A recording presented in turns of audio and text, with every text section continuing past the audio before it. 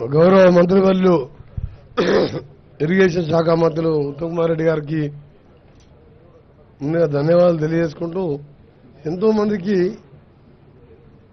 October 21 తర్వాత ఎంతో మందికి ప్రాజెక్టు మీద అంతకుముందు ఏదో అద్భుతమైన కట్టడాలు టూరిస్ట్ పాయింట్ గా ఏదో పేరున్న ప్రాజెక్టులు జరిగిన అక్టోబర్ 21 సంఘటనతో యావత్ ప్రజలు ఉలిక్కిపడడంతో పాటు దాని ఎన్నో అనుమానాలు వచ్చినాయి.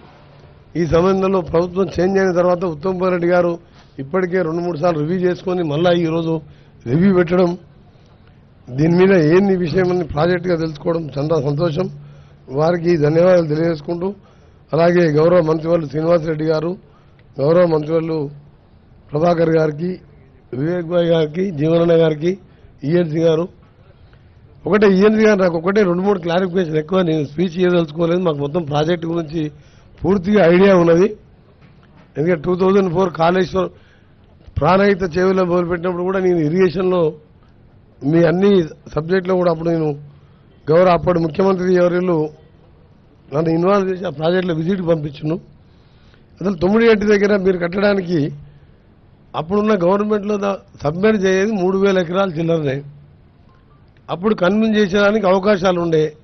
ఫడ్నవీస్ గారు ముఖ్యమంత్రిగా ఉండే, అంతకుముందు ఆయన ఎగనైజ్ చేసినప్పుడు ఆపోజిషన్ లీడర్ ఉండే. గవర్నర్గా విద్యాసాగర్ రావు అప్పటి ముఖ్యమంత్రి కేసీఆర్ గారికి దగ్గర బంధువు ఒప్పించి ₹1 కోటి ఎకరానికి ఇచ్చిన తుమ్మడేటి దగ్గర 152 కట్టితే గ్రావిటీతో entire project up to Chevella Vikarabad వరకు ఇప్పటి వరకు 8 ఇయర్స్ బ్యాక్ ఈ ప్రాజెక్ట్ కంప్లీట్ అయ్యి ఒక 38,000 అన్నాము, ఇంకో 20,000 కోట్లు పెట్టుకుంటే మొత్తం కంప్లీట్ అవుతున్నాయి. అంటే ఈ వాంటెడ్లు చేసినా అసలు ఇంజనీర్స్ ఏమైనా అడ్వైస్ తీసుకున్నా లేకపోతే కేసీఆర్ గారు ముఖ్యమంత్రిగా ఆయననే చీఫ్ ఇంజనీర్గా డిజైన్ చేసినా ఇది అసలు ప్రజలకు తెలవాలి. అసలు ఇది ఎవరైనా కిందికి పోయే గ్రావిటీ పోయి కింద పోయే వాటరు కింద 3 బ్యారేజ్ కట్టి పైకి తీసుకొచ్చి కిందికి వదిలిపెట్టడము అదొక తుక్కులకు చర్య. అది ఇంకా మీరు రాను ఇంకా కిందికి పోయి పోలవరం దగ్గర కట్టి మళ్ళీ 3 బ్యారేజ్ కట్టేవాళ్ళు. మీరు ఏంది పని అది? మీ ప్రజెంటేషన్ చూసిన తర్వాత మీరు ఈఎన్సీగా ఉన్నారు, ఎస్సీలు ఉన్నారు, సిఈలు ఉన్నారు, హరిరామ, మీరు అప్పుడే లీవ్ పెట్టి వెళ్ళిపోవాలి. మీరు యాక్చువల్గా నేను ఐఎమ్ ఆస్కింగ్ స్టేట్ క్వశ్చన్. ఇది మీ గవర్నమెంట్ అంటే అప్పటి గవర్నమెంట్ అయినా ఇప్పటికైనా you're the custodian of the public property, public money. వాళ్ళని కాపాడాలి మేము. ఏం పిచ్చి ప్రాజెక్ట్ ఇది? ఏం చేసింది మీరు? ఇవాళ పియర్ కిందికి 1.2 మీటర్లు 5 మీటర్లు దిగింది. అది దాన్ని రెక్టిఫై చేస్తుంటారు. అన్నారం కింద బ్యారేజ్ ఉన్నది. ఎప్పుడు ఎంత ఫ్లో వస్తుందో తెలియదు. ఓ ఫ్లో వచ్చి మొత్తం కొట్టుకుపోయిన తర్వాత ఎవడి భరించాలి ఇవన్నీ? రెండవది, అవసరం లేకుండా మీరు రిజర్వాయర్ పేరు మీద 3rd టీఎంసీ తీసుకొని ఎవరో కేసీఆర్ బంధువుకు మీరు అది కట్టిపెట్టి నామినేషన్ మీద అంటే అండర్స్టాండింగ్ టెండర్ మీద అది అవసరమే లేదు 3rd టీఎంసీ. ఆ రోజు కూడా నేను అసెంబ్లీలో చెప్పిన ఇంత వేస్ట్ ఆఫ్ మనీ చేసి ఇవాళ ఎస్ఎల్బీసీ టన్నల్ లాంటి ప్రాజెక్టులు, గ్రావిటీతో వచ్చే ప్రాజెక్టులు, పాలమూరు రంగారెడ్డి, కల్వకుర్తి, నెట్టెమ్మ, భీమా, ఇవన్నీ కూడా మీ మొదలుపెట్టాయి 30% ఉన్నాయి.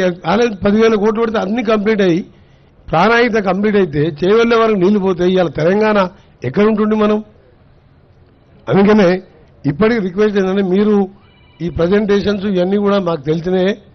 టోటల్గా ఇంజనీరింగ్ డిపార్ట్మెంట్ సీఎం ఉన్నా సరే తప్పని చెప్పాలి మీరు. దీంట్లో నా గౌరవ మంత్రిగా ఒకటే కోరుతున్నది, దీని మీద సరి అయిన ఎంక్వైరీ చేసుకొని అసలు మీరు తీసుకొచ్చిన పంపులు 21 పంపింగ్ స్టేషన్స్ ఏ కంపెనీకి వెళ్ళి తీసుకొచ్చిండ్రు? టోటల్ అసెంబ్ల్డ్ మోటార్స్, దాని వాల్యూ ఎంత? బిహెచ్ఎల్ మోటార్ మా ఉదయ సంవత్సరం ప్రాజెక్టులో ఏఎంఆర్పీలో నేను ఫస్ట్ 99లో ఎమ్మెల్యే ఉన్నప్పుడు ఫిట్ చేపిస్తే ఇప్పటికి రిపేర్ రాలే. అంతకుముందే 2 ఇయర్స్ ముందు ఉండేది. 25 ఇయర్స్లో ఒక్కసారి బ్రేక్ డౌన్ కానీ ఆ మోటార్స్ మీకు కూడా తెలుసు. మురళి ఈఎన్సీ గారు ఎప్పుడైనా ఫెయిల్ అయినా మోటార్స్, ఈ చెత్త మోటార్లు అసెంబ్లీ మోటార్ తీసుకొచ్చి 1,000 కోట్ల రూపాయల మోటార్ 4,000 కోట్లు ఛార్జ్ చేసాం.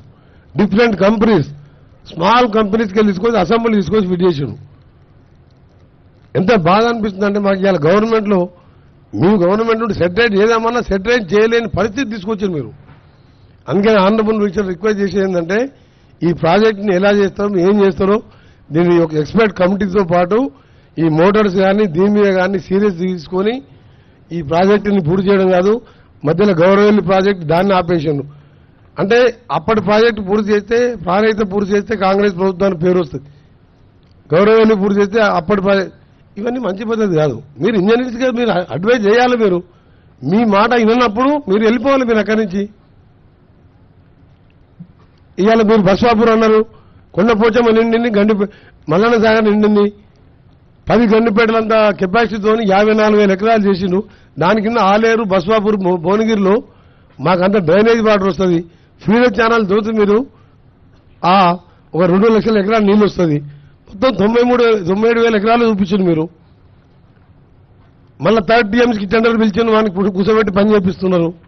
మన నిజాం సాగర్ లిఫ్ట్ అంటున్నారు. గ్రావిటీతో కిందికి పోయే నీళ్ళకి ఎందుకు ఇవ్వలేదు మీరు? So I want to know point.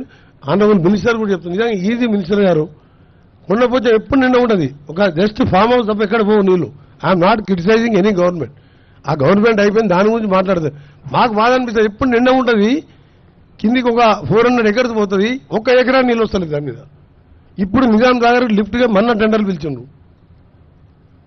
నేను ఇవాళ వచ్చింది కూడా మీ పర్మిషన్ తీసుకొని ఇవి తెలుసుకోవడానికి. నల్గొండ జిల్లాలో ఎన్నో 4-5 లక్షల నీళ్ళు ఇచ్చాయి. సరే ఇంత ఖర్చు పెట్టినావు, ఏం చేసాం? What is the benefit? ఎకరానికి 10-12 వేల రూపాయలు ఖర్చు వస్తుంది రేపటి మీద. ఎకరానికి 12,000 మీద రైతు నువ్వు ఇన్వెస్ట్ చేసినప్పుడు ఆయనకు ఎంత రిటర్న్ వస్తున్నది? ఏం ఆలోచన నేను పనిచేసాను. దీన్ని సెటిలైట్ చేయాలని గౌరవ మంత్రి గారు నా యొక్క రిక్వెస్ట్. దాంతోపాటు బస్వాపూర్ అండ్ ఆలేరుకు సంబంధించిన గంధమల్ల రిజర్వాయర్ ఆ 2 ప్రాజెక్టుల నిన్న నీళ్లున్నాయి, ఎక్కడ పోతలేవు. అది నింపి పెడుతున్నారు. ఎక్సెస్ అయితే మళ్ళీ సముద్రంలోకి వదిలిపెడుతున్నారు. దాన్ని కూడా స్టార్ట్ చేసి కింద రిజర్వాయర్ నింపాలని request. Thank you very much.